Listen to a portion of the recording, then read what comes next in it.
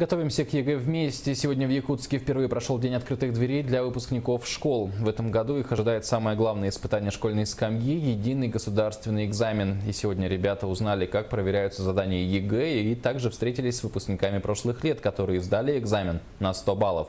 Вместе со школьниками секреты проверки экзамена раскрывала наш корреспондент Розалия Борисова.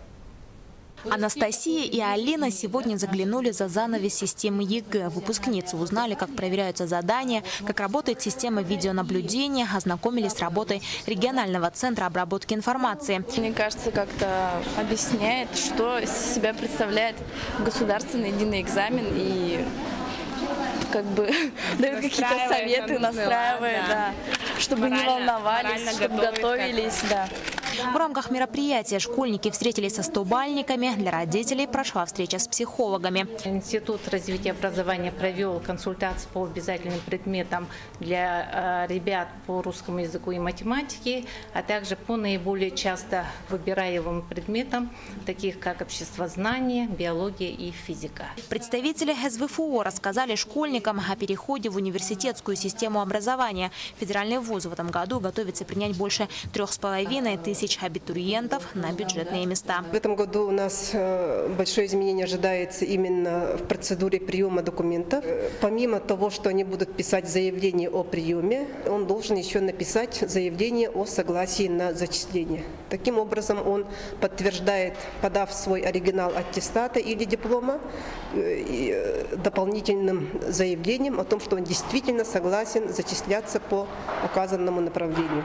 До начала экзаменов осталось чуть меньше месяца. В период подготовки уже прошли 3 тренировочных тестирования. Единый госэкзамен в этом году сдадут порядка 9000 выпускников. По всей республике откроется больше 250 пунктов сдачи итоговых экзаменов.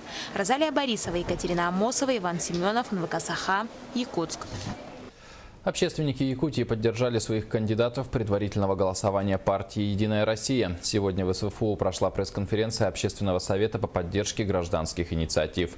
Председатель организации Евгения Михайлова и лидеры общественных движений Якутии поделились своим мнением, каким должен быть достойный представитель Якутии в Государственной Думе.